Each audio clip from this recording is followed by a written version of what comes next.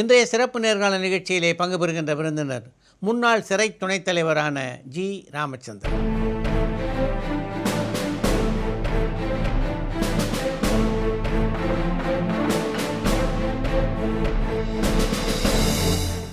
Tamil Nadu சிறைத்துறையில் warden பதவியில் ஆரம்பித்து DIG வரை 9 பதவிகளில் சிறப்பாக பணிபுரிந்ததற்காக 1985ஆம் ஆண்டில் தமிழக அரசின் விருதையும் 2002ஆம் ஆண்டில் ஜனாதிபதி விருதையும் பெற்றவர் இவர். மிகப்பெரிய அரசியல் ஆளுமைகளான கலைஞர், புரட்சித் தலைவர் ஜெயலலிதா, வைகோ, மு.க. ஸ்டாலின், பழநெடுமாறன், ஆன்மீக தலைவரான காஞ்சி சங்கராச்சாரியர் உட்பட பலரை சிறையிலே சந்தித்து பேசக்கூடிய வாய்ப்பினை பெற்ற ராமச்சந்திரன் அந்த அனுபவங்கள் பலவற்றை இந்த நேர்காணலிலே பகிர்ந்து கொண்டிருக்கிறார்.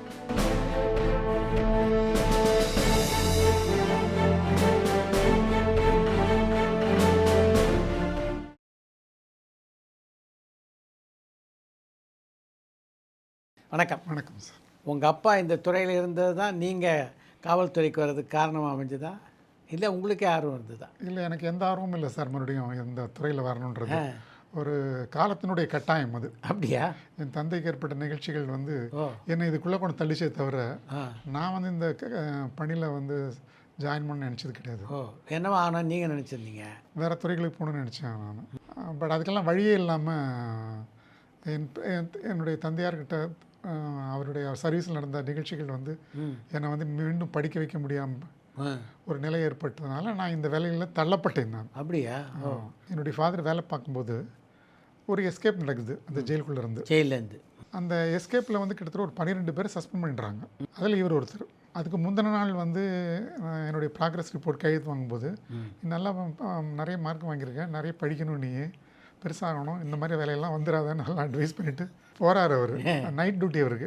அடுத்த நாள் காலையில் ஒரு 6:30 மணிக்கு தொப்பி பெல்ட் எல்லாம் கழட்டிட்டு வச்சுட்டு அங்கேயே வச்சுட்டு கொடுத்துட்டு திரும்பி வீட்டுக்கு வராரு. ஏன்னா உங்கள் தொப்பி பெல்ட் எல்லாம் காணும், யூனிஃபார்ம் எல்லாம் காணும். இல்லை, சஸ்பெண்ட் பண்ணிட்டாங்க என்ன. இதனால் இந்த நேற்று ஒரு 3 பேர் ஓடி போயிட்டாங்க.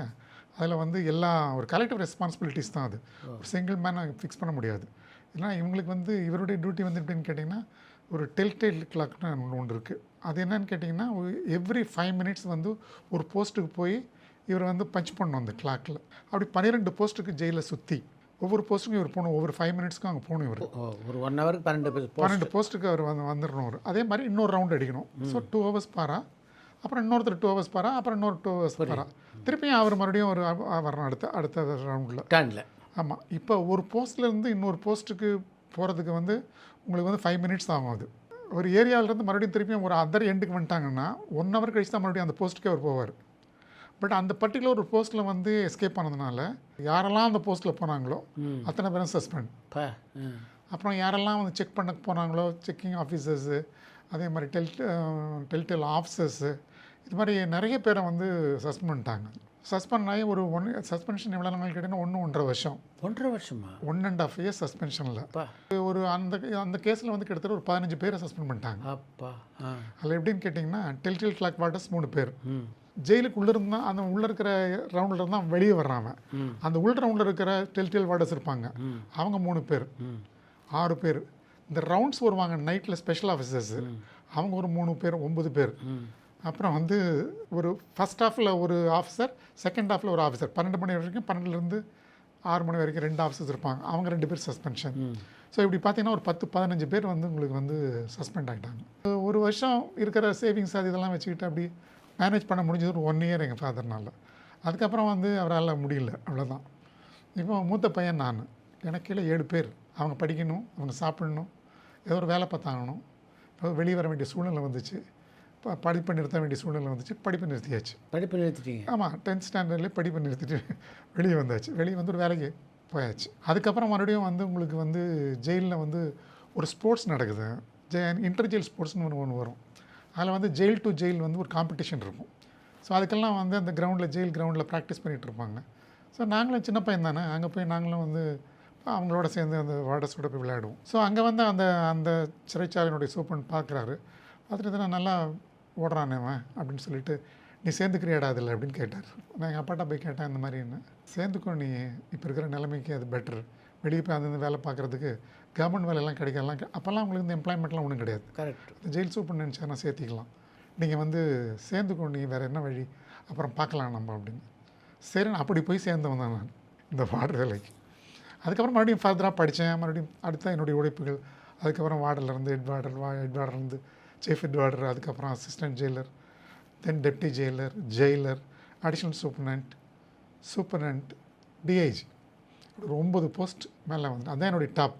அந்த என்னுடைய டிபார்ட்மெண்ட்டை பொறுத்த வரைக்கும் டிஐஜி போஸ்ட் தான் ஜாஸ்தி. ஹையஸ்ட் போஸ்ட் அச்சீவ் பண்ணி என்ன வந்து நான் வந்து நினச்சேனோ அந்த இடத்துக்கு வந்துட்டேன். அருமை. பட் என்னன்னு கேட்டிங்கன்னா, அது ஒரு ஏஜுக்குள்ளே வர முடியல. இப்போ ஒரு 25 வயசில் நமக்கு ஒரு பதவி கிடைக்கும்போது இருக்கிற அந்த துடிப்பும் அந்த தூய்மையும் வந்து உங்களுக்கு வந்து ஒரு 50 வயசு 55 வயசில் வரும்போது அவ்வளோ சிறப்பாக இருக்கிறதுக்கு வாய்ப்புகள் இல்லை. பட் அந்தந்த ஏஜுக்குரிய அந்த துள்ளல் இருந்துக்க தான் செஞ்சது. அது இல்லைன்னு சொல்ல முடியாது, நிறைய செஞ்சுருக்க முடியாது. நிறைய வந்து ஒரு 50-55 வயசில் நம்ம செய்கிற சமாச்சாரங்களெல்லாம் ஒரு 25 வயசில் செய்யணும்னா முடியாது. இப்போ ஆக்சுவலாக பார்த்திங்கன்னா மகரிஷி டிரான்ஸ்டென்டல் மெடிடேஷன் சொல்லிட்டு ஒரு கோர்ஸ் இருக்குது, இந்த கல்கி பவனில் பார்த்துருப்பீங்க. அதுக்கு வந்து எங்களெல்லாம் ட்ரைனிங் அனுப்பிச்சு நாங்கள் இப்போ கற்றுக்கிட்டு நான் பிரிஸ்னஸுக்கு போய் சொல்லிக் கொடுக்கணும்னு சொல்லி எங்களை கற்றுக்க வச்சாங்க. அப்போ எனக்கு 25 வயசு. நான் போய் எங்களை போய் கற்றுக்கிட்டு வந்தேன். போய் இந்த பிரிஸ்னஸுக்கு சொல்லிக் கொடுக்க முடியுமான்னா முடியாது. காரணம் கேட்டால் மேலே எனக்கு 10 அதிகாரிகள் எனக்கு மேலே இருக்காங்க. போய் இதெல்லாம் வந்தாங்க, சும்மா உனக்கு ட்ரைனிங் அனுப்பிச்சாங்க, நீ போன வந்து நீ அவனெல்லாம் உட்கார வச்சு நம்ம போய் சொன்னாலும் கேட்க மாட்டான். சின்ன சர்வீஸ் தானே உங்களுக்கு, எனக்கு மேலே இருக்கிற சர்வீஸ் இருக்கிறவங்க இருக்காங்க, அதெல்லாம் வேண்டியதில் போயாமா. ஆனால் எனக்கு அந்த ஜெயில் சூப்பரண்டே உத்தியோகம் கிடைக்கும்போது நான் வந்து அதை வந்து இம்ப்ளிமெண்ட் பண்ணது. அங்கே என்ன சொல்லி கொடுத்தாங்களோ அதை முழுசுமே வந்து ஒரு 1000 கைதிகளை வந்து ஒரு இடத்துல உட்கார வச்சு அவங்களுக்கு வந்து மார்னிங் வந்து ஒரு 20 மினிட்ஸ் மெடிடேஷன், அந்த டிரான்ஸ்னல் மெடிடேஷன் அவங்களுக்கு அந்த சென்டர்லேருந்து எல்லாத்தையும் அந்த டீச்சர்ஸ் எல்லாம் வந்து அவங்களுக்கெல்லாம் இனிஷியேஷன் கொடுத்து அதை அவங்க வந்து இனிஷியேஷன் வாங்கிட்டு அதுக்கப்புறம் நான் அவங்கள ஒரே இடத்துல உட்கார வச்சு ஒரு 1000 பேரையும் ஒரே இடத்துல உட்கார வச்சு காலையில் 6 மணிக்கு உட்கார வச்சிருந்தேன். எல்லாத்தையும் செல் திறந்தோன்னா நேராக வந்து மெடிடேஷனுக்கு வந்துடணும். 20 மினிட்ஸ் முடிஞ்சதுக்கப்புறம் அவன் எங்கேயும் போனவன் அது மாதிரி ஏற்பாடு பண்ணி மெடிடேட் பண்ணணும். அதுக்கப்புறம் ஒரு 10 நிமிஷம் வந்து ஏதாவது ஒரு மாரல் ஸ்டோரிஸு, ஒரு 10 நிமிஷம் வந்து முக்கியமான செய்திகள் ஏதாவது வந்திருந்தால் அந்த செய்திகள், அப்புறம் ஒரு 10 நிமிஷம் வந்து கிரிவன்சஸ், உங்களுக்கு ஏதாவது சொல்ல வேண்டியதுன்னா சொல்லலாம் அப்படின்னு சொல்லி இந்த 1000 பேருக்கு நடுவில் உட்காந்து என்னால் அதை கேட்கவும் முடிஞ்சுது, அதை உடனடியாக நிவர்த்தி செய்யவும் முடிஞ்சுது. அப்போ ஒரு பெரிய ஒரு சேஞ்ச் என்னால் கொண்டு வர முடிஞ்சது அந்த பிரச்சனை பொறுத்த வரைக்கும். ஸோ அது வந்து என்னால் அந்த 25 வயசில் எனக்கு கொண்டு வர முடியல, அது கற்றுக்கிட்ட அந்த நிமிஷத்தில் கொண்டு வர முடியல. அதுக்காக சொல்ல வந்தேன். வயசானுக்கு அப்புறம் கிடைச்சா அனுபவங்கள் இருந்தால் கூட இந்த இம்ப்ளிமெண்டேஷன்றது வந்து உங்களுக்கு வந்து அவ்வளோ கொஞ்சம் பெட்டராக சர்வீஸ் பண்ணியிருந்திருக்கலாம். கிடைக்கல, வாய்ப்பு இல்லை. அந்த இது மிஸ் ஆகிடுச்சு. முதல்ல உங்கள் போஸ்ட்டு ஸ்ட்ரெயிட்டாக சிறையில் தானா? ஆமாம், எடுத்தோடனே சிறை தான். நான் ஜெயிலில் வாட்டர் வேலைக்கு சேரும்போது 18 வயசு 17 வயசு பண்ணி 18 வயசில் எப்படி இருந்தது முதல்ல சிறையில் இருந்த அனுபவம்? எங்கள் அப்பா டெய்லி பார்க்குறோம்ல. ஸோ அது வந்து அடிக்கடி நீங்களும் செயலுக்கு போய் பார்ப்பீங்களா? அப்போ உள்ளெல்லாம் போக முடியாது, சும்மா எப்பாவது வந்து ஏதோ உடம்பு சரியில்லைன்னு வச்சுங்க. அப்போல்லாம் வெளியெல்லாம் ஹாஸ்பிட்டலுக்கெல்லாம் கொண்டு போகிறது ரொம்ப கஷ்டம். ஜெயிலுக்குள்ள ஒரு ஹாஸ்பிட்டல் இருக்குது, அந்த ஹாஸ்பிட்டலில் 2 டாக்டர்ஸ் இருக்காங்க. ஸோ எங்களுக்கு ஏதாவது சின்ன உடம்பு சரியில்லைன்னு கேட்டிங்கன்னா எங்கள் அப்பா கூட்டிகிட்டு அந்த ஜெயில் ஹாஸ்பிட்டல் கொண்டு போவாங்க. அப்போ அந்த ஜெயிலுக்குள்ளே பார்ப்போம் நாங்கள். யூனிஃபார்ம் மாட்டிக்கிட்டு நம்ம வந்து கொஞ்சம் ஒரு மாதிரி தான் இருந்துச்சு. அதை அந்த ஏன்னு கேட்டிங்கன்னா நம்மளுடைய எய்ம் வேறையாக இருந்துச்சு. அப்போது சரி மைண்டு செட் ஆகலை. ஆமாம், செட் ஆகலை. வாட்டர் வேலைக்கு தான் வரணுமா நம்ம, அது ஒரு மாதிரி. ஏன்னா அப்பாவை பார்க்குறோம் இல்லைங்களா, இவர் எவ்வளோ கஷ்டப்படுறான்னு பார்க்குறோம் இல்லைங்களா, திருப்பி இந்த வேலைக்கு தான் நம்ம வரணுமா, படிக்க முடியாமல் போயிடுச்சு அப்படின்லாம் ஒரு வருத்தங்கள் இருந்துச்சு. பட் வேலையில் சேர்ந்ததுக்கப்புறம் சரி நம்ம மேலே வரணும் அப்படின்ற அந்த எப்படியா இருந்தாலும் வந்துடுவோம் அந்த ஒரு உறுதி இருந்துச்சு. அதை நோக்கி நம்ம பயணமானோம். திரும்பியும் ஃபர்தராக படிக்கிறது என்ன பண்ணணுமோ, மேலே போகிறதுக்கு என்னெல்லாம் செய்யணுமோ அதெல்லாம் செஞ்சு மேலே வந்துட்டோம். அவ்வளோதான். எத்தனை மணி நேரம் பணி அப்போ? காலையில் ஒரு 1 ஹவர் பிரேக்ஃபாஸ்ட் கொடுவாங்க, மத்தியானம் ஒரு 2 ஹவர்ஸ் லஞ்சுக்கு. லாக்அப் பண்ணிட்டு 7 மணிக்கு வந்தோம்னா அடுத்த நாள் காலையில் 5 மணிக்கு போகணும். இல்லை நைட் டியூட்டியாக இருந்தோன்னு கேட்டிங்கன்னா நீங்கள் படுக்கை சுட்டு 5:30 மணிக்கெலாம் ஜெயிலுக்குள்ளே வந்துடணும். அடுத்த நாள் காலைல 6 மணிக்கு தான் வெளியே போக முடியும், ஜெயிலுக்குள்ளே தான் இருக்கணும். அடுத்த அந்த 12 ஹவர்ஸும். அடுத்த நாள் காலைல உங்களுக்கு 6 மணிக்கு தான் வெளியே கேட் திறப்போம். அடுத்த பேட்ச் வந்ததுக்கப்புறம் தான் நாங்கள் வெளியே போக முடியும். ஸோ பணியினுடைய காலங்கள் வந்து கிடையாது, 8 ஹவர்ஸ் டியூட்டிலாம் கிடையாது. அப்போலாம் ஆனால் 12 மணி நேரம், 14 மணி நேரம், 16 மணி நேரம், அவ்வளோ அப்படி போய்கிட்டே இருக்கும். அது ஆரம்ப கால ஊதியம் என்னவாக இருந்துச்சு? எனக்கு அப்போ ஊதியம் வந்து 90 ரூபா. முதல்ல சிறைச்சாலையில் பணியாற்ற சென்ற போது உங்களுக்கு எந்த அனுபவம் ரொம்ப வித்தியாசமாகவும் புதுமையாகவும் இருந்தது உங்களுக்கு? இல்லை, உங்களுக்கு வந்து உள்ளே வந்து ஒரு யூனிஃபார்ம் போட்ட உடனே உங்களுக்கு வந்து ஒரு தனியாக ஒரு கெத்து வரும் உங்களுக்கு. அப்படியா? ஆமாம், யூனிஃபார்ம் மாட்டின உடனே அங்கே கார்ட் ரூம்னு ஒன்று இருக்குது. அந்த கார்ட் ரூமில் போய் இந்த யூனிஃபார்ம் மாட்டிக்கிட்டு ப்ராப்பராக மாட்டியிருக்குமான்னு பார்க்கணும் இல்லைங்களா. ஜென்ரலாக வந்து புதுசாக வரவங்களுக்கெல்லாம் நம்ம இதெல்லாம் மாட்ட தெரியாது. இப்போ நாங்கள் டெய்லி எங்கள் அப்பாவை பார்க்குறோம்ல யூனிஃபார்ம் மாட்டுறதுனால. ஸோ அதை ப்ராப்பரான யூனிஃபார்ம் மாட்டிக்கிட்டு போய் அந்த கண்ணாடி முன்னால் நின்றுட்டு அதில் எழுதியிருப்பான் ஆர் யூ ஸ்மார்ட் அப்படின்னு கேட்டிருப்பான். அங்கே போய் நின்றுட்டு நெஞ்ச நிமித்தி நின்றுட்டு ஆர் யூ ஸ்மார்ட், எஸ் ஐ ஆம் ஸ்மார்ட், அந்த அந்த கெத்தில் ஒரு போகிறோம். உள்ளே போய் நேராக அங்கே ஒரு கேட் கீப்பர் இருப்பார். அங்கே உள்ளே போய் என்ட்ரான உடனே அவருக்கு போய் சல்யூட் அடிக்கணும். முதல்ல எங்களுக்கு சத்துக்கு எடுத்து கொடுத்ததுன்னா சல்யூட் எப்படி அடிக்கிறது, எப்படி நிற்கிறது, எப்படி நடக்கிறது, எப்படி சல்யூட் அடிக்கிறது, அதுதான் முதல். போய் எங்கள் ஆல்ட் பண்ணணும், ரைட் ஹேண்ட் திரும்பணும், அவருக்கு சல்யூட் அடிக்கணும். அதுக்கப்புறம் அவர் என்ன சொல்கிறாரோ அதை கேட்டதுக்கப்புறம் மறுபடியும் ஒரு சல்யூட் அடிக்கணும், அப்புறம் திரும்பி போகணும். அதுதான் முதல் பாடம். ஸோ அங்கே போனோன்னா அவர் போய் அந்த கேட் கீப்பர்கிட்ட போய் ஒரு சல்யூட் அடித்து என்னுடைய நம்பர் தான் கொடுத்துருப்பாங்க. எனக்கு நம்பர் அப்போ 124. அந்த நம்பரை போய் அவர்கிட்ட சொன்ன உடனே அவர் அதில் என்ட்ரி போட்டுக்கிட்டு, என்னடா அவங்க அப்பனா நீயும் வேலைக்கு வந்துட்டு இந்த வேலைக்கு வந்துட்டியா, படிக்க வேண்டியதானே நீ இந்த வேலைக்கு ஏன் வந்த அப்படின்னு அவர் ஒரு அட்வைஸ் பண்ணார். சரிப்போ அப்படின்னு சொல்லி அனுப்பிச்சார். நேராக நான் வந்து ஜெயிலுக்குள்ளே என்ட்ரு ஆகிறேன். போகிற அந்த பாதைகளுடைய ரைட் சைடில் பார்த்தீங்கன்னு கேட்டிங்கன்னா பனிஷ்மெண்ட் பிளாக். யாரெல்லாம் ஜெயிலுக்குள்ளே வந்து தப்பு பண்ணுறாங்களோ அவங்கள வந்து அந்த அந்த செல்லில் வச்சுருப்பாங்க. ஸோ திரும்பி பார்த்தா அந்த செல்லில் வந்து பனிஷ்மெண்ட் ஆன ஆளுங்க.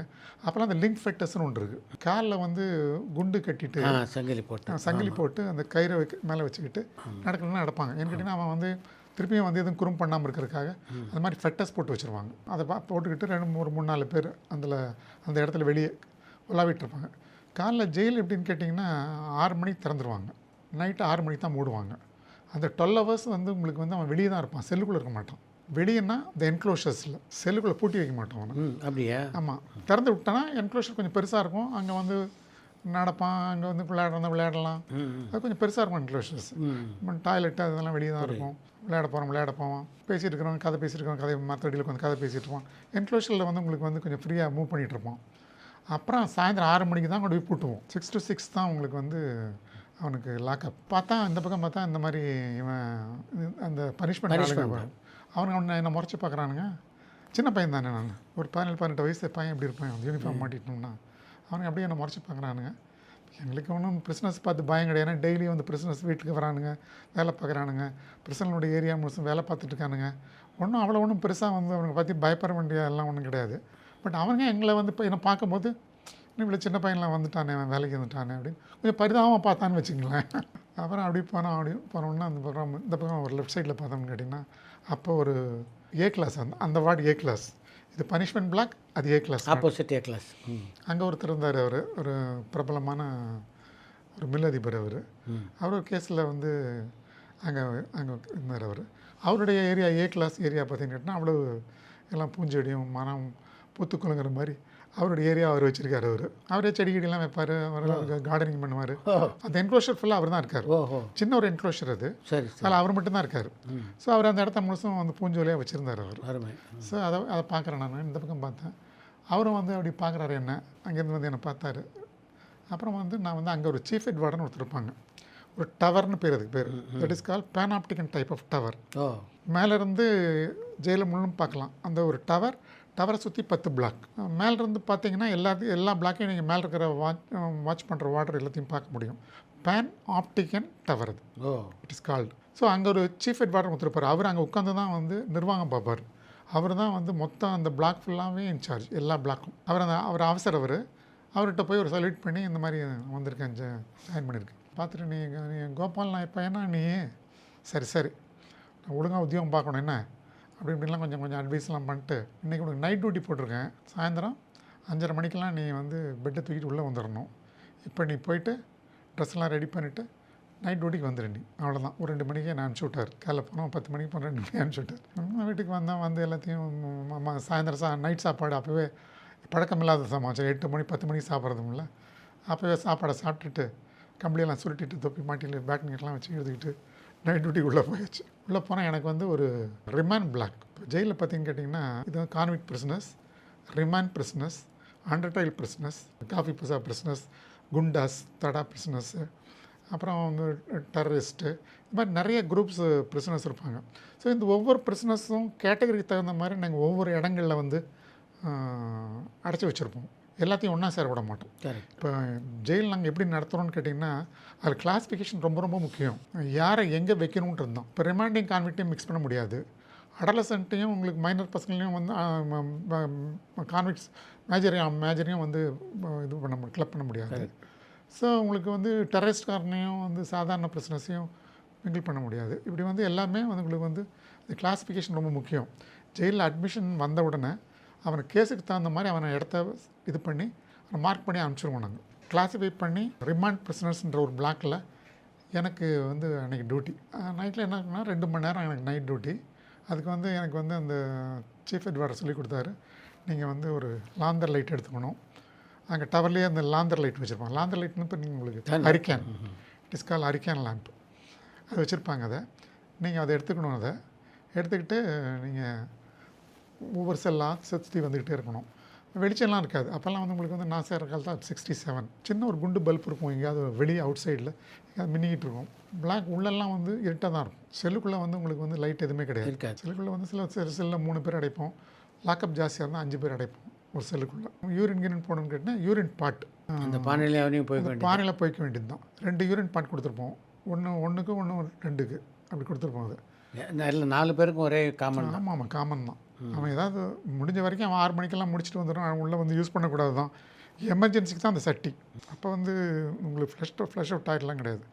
அப்புறம் கலைஞர்லாம் வந்து ஆட்சிக்கு வந்ததுக்கப்புறம் தான் 67க்கு அப்புறம் தான் அந்த ஃப்ளஷ் அவுட் டாய்லெட்ன்ற கான்செப்ட் வந்து எல்லா செல்லுக்குள்ளேயும் வந்து ஃப்ளஷ் அவுட் டாய்லெட் வந்துச்சு. இந்த விளக்கை எடுத்துக்கிட்டு நாங்கள் ஒவ்வொரு செல்லாக போய் பார்க்கணும்.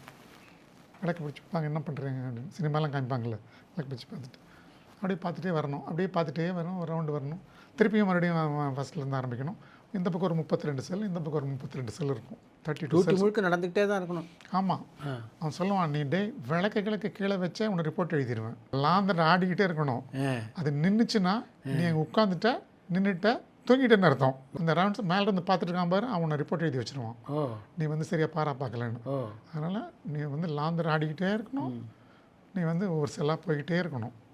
அப்படியே பார்த்துட்டே வந்துகிட்டே இருக்கணும். என்ன பண்ணுறாங்கன்னு பார்த்துட்டே இருக்கணும்.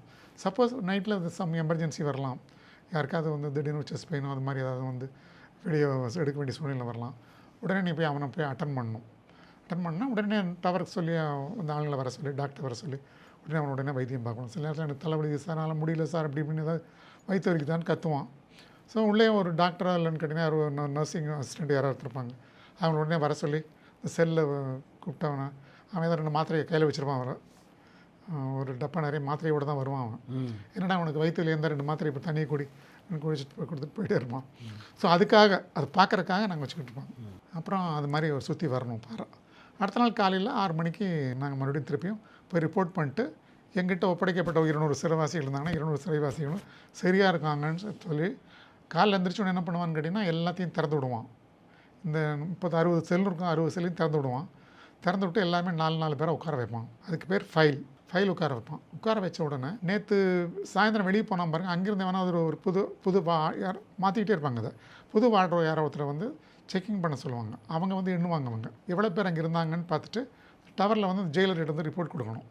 இப்போ நேற்று அடைக்கப்பட்ட பிரிசனர்ஸும் இப்போ இந்த நாள் எண்ணிட்டு வந்ததும் சரியாக இருந்ததுன்னு கேட்டிங்கன்னா அந்த பிளாக் சரியாக இருக்குது. அவ்வளோதான். ஒன்றும் எஸ்கேப் ஒன்றும் கிடையாது.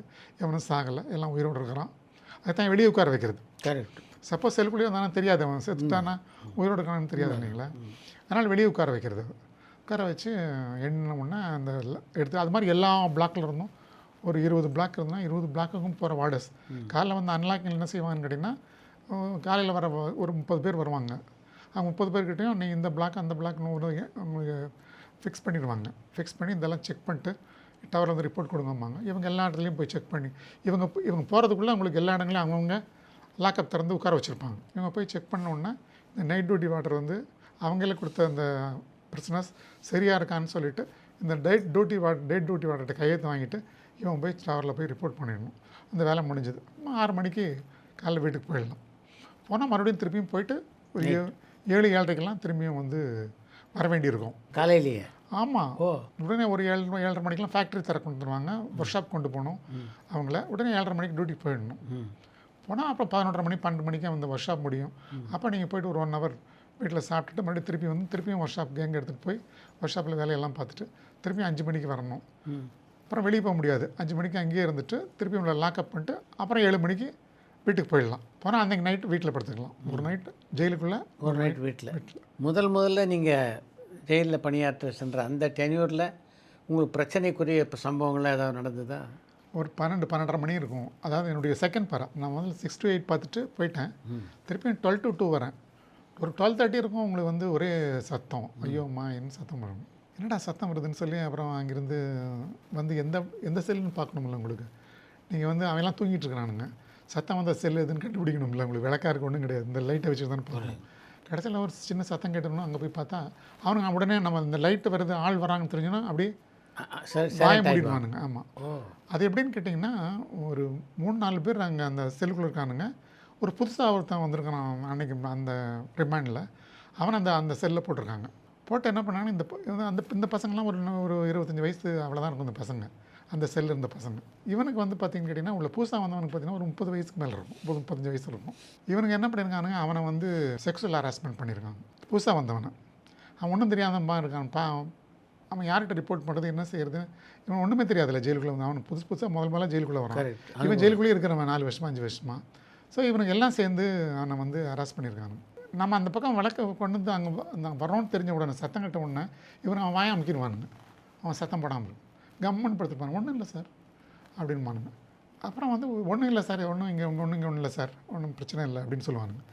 ஏன் இவன் மட்டும் பிரச்சனை இல்லைன்னு சொல்கிறான் இவன்? அப்போ இங்கே ஏதோ இருக்கும் போல் தெரியுது அப்படின்னு கொஞ்சம் அந்த பக்கம் தள்ளி நின்று செல்லத்தை விட்டு தள்ளி நின்னோம்னா திருப்பியும் இவனுங்க ஆரம்பிச்சிட்டாங்க. அவன் கத்துறான், அந்த பிரச்சனை கீழே இருக்கவன் கத்துறான். அப்புறம் உடனே போய் டவர் ஆஃபீஸ்க்கு ரிப்போர்ட் பண்ணோன்னா அங்கேருந்து அவன் வந்து அவனை திறந்து அந்த இவனை வெளியே எடுத்துகிட்டு, புதுசாக வந்து வெளியே எடுத்துகிட்டு மற்றவனை பூட்டிட்டு காலைல வச்சுக்கிறேன்டா உங்களுக்கு கச்சேரின்னு விட்டோம். காலையில் வந்தானுங்க. வந்தவுடனே இவனுங்களை என்னடா பண்ணாங்கன்னா அந்த பிரச்சனைகிட்ட கேட்டோம். அப்போ அவன் எல்லாத்தையும் விஷயத்த சொன்னான், அந்த மாதிரி பண்ணானுங்க. அப்போ வந்து அவங்கள ஒரு 4 போட்டோம். முதல் நாளே அடி தான், வேறு வழி கிடையாது உங்களுக்கு. ஏன்னு கேட்டிங்கன்னா அவனுக்கு வந்து என்ன பண்ணானுங்க, அதெல்லாம் ஒன்றும் கிடையாது. அவன் போய் சொல்கிறான், அவன் தான் எங்களை பண்ணான். என்ன சார் அவன் வயசு என்ன, எங்கள் வயசு என்ன, அவன் தான் என்ன பண்ணான். ஏன்டா நீ பண்ணதெல்லாம் நாங்கள் பார்த்துட்டு தான் இருந்தோம், நாங்கள் பக்கத்தில் ஒழிஞ்சிட்டு தான் இருந்தேன் நான் அப்படின்னு கொஞ்சம் அவனை 2 போட்டு தான் எடுத்துகிட்டு வந்தோம். அப்புறம் அந்த பேட்டன்ன்றது ஒன்று இருக்கும், லத்தி கிடையாது. அடிச்சிங்கன்னா அங்கங்கே இவ்வளோ பெருசாகிடும். ஐயோ, சும்மா காலில் அடிச்சிங்கன்னா இவ்வளோ பெருசு முளைச்சிக்கும் அது. அந்த பேட்டனுடைய அடி அது. அவனுங்க உடனே இப்படிலாம் அடிச்சிருக்கீங்க அப்படின்னு சொல்லி அவன் வந்து என்னை பற்றி ரிப்போர்ட் பண்ணேன். காலையில் நான் இவங்களை பற்றி ரிப்போர்ட் பண்ணேன். அப்புறம் அது வந்து மேலதிகாரி வரைக்கும் போகும் உங்களுக்கு. ஜெயிலர் விசாரிப்பார். அதுக்கப்புறம் பனிஷ்மெண்ட்டுக்காக ஜெயில் சூப்பர் வரைக்கும் போகும். போனால் அவன் வந்து உங்களுக்கு வந்து அவருக்கே வந்து அப்புறம் அந்த ரிப்போர்ட் அங்கே போனோன்னா அவங்களுக்கே தெரிஞ்சிச்சு இது வந்து நான் போய் சொல்ல என்கிட்ட இன்றைக்கி தானே வந்திருக்கேன், என்ன நடந்திருந்தாலும் நான் உண்மையை சொல்ல முடியும். அவங்க வந்து இந்த மாதிரி பண்ணியிருக்காங்கன்னு தெரிஞ்சுது அவங்களுக்கு. அப்புறம் அவங்களும் ஆளுக்கு ஒரு அடி போட்டுப்பானுங்க. போட்டு கொண்டு போய் செல்லில் பூட்டி வச்சுட்டாங்க. அப்புறம் அவங்க மேலே ரிப்போர்ட் எழுதி இந்த மாதிரி பண்ணானுங்கன்னு ரிப்போர்ட் எழுதி சூப்பர் வரைக்கும் போச்சு.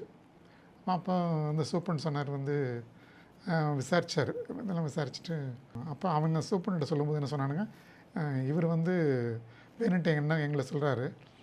அவன் ஒரு மலையாளத்தான், அவன் அந்த வந்தவன் ஒருத்தன், இந்த ஆள் மலையாளத்துக்காரன், அதனால் அப்படி சொல்லிட்டான். உடனே எப்படி சொல்கிறான் பாருங்கள்.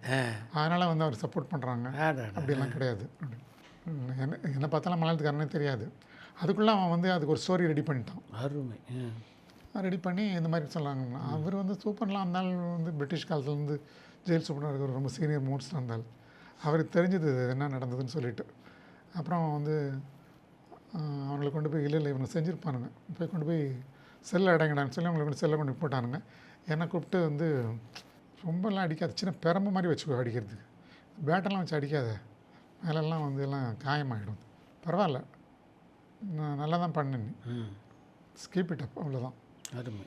ஸ்கீப் இட் அப்னா என்ன அர்த்தம், ஸ்மார்ட்டாக தான் இருக்கிறேன் நீ ஃபஸ்ட்டு வந்து டே புரியுது. அது மாதிரி வந்து அந்த நிகழ்ச்சி தான் முதல்ல நடந்த சம்பவங்கள்.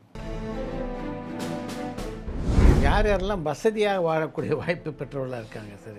கோர்ட்டில் வந்து இவங்க என்ன பண்ணுவாங்கன்னு கேட்டிங்கன்னா, அவங்க ரிமாண்ட் ஆன உடனே அவன் சப்போஸ் ஒரு ஃபினான்ஷியல் இதில் வந்துருந்தாங்க, இன்கம் டேக்ஸ் கட்டுறவங்க, ஆமாம் இன்கம் டேக்ஸ் கட்டுறவன், இல்லைன்னு கேட்டிங்கன்னா இங்கே ஒயிட் காலர் கிரைம்ஸ் பண்ணுறவனுங்க, நிறைய பணம் வச்சுருக்கிறவனுங்க, அந்த மாதிரி ஏதாவது கேட்டகரியில் வருவாங்க. அஃபென்ஸை பொறுத்து கிடையாது அது.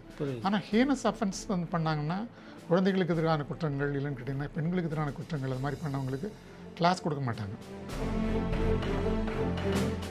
ஜெயில் வந்து ஒன்றும் அவனுக்கு பெரிய கஷ்டம் கிடையாது. உள்ளே வந்து அவன் என்ன சாமான் வேணாலும் வாங்கிக்கலாம், என்ன சாப்பிடணும் சாப்பிட்டுக்கலாம், எப்போ நினச்சாலும் பரவாயில்ல போய்க்கலாம், வெளியே சின்ன நகரம் தான் உள்ள. ஆமாம், அது வந்து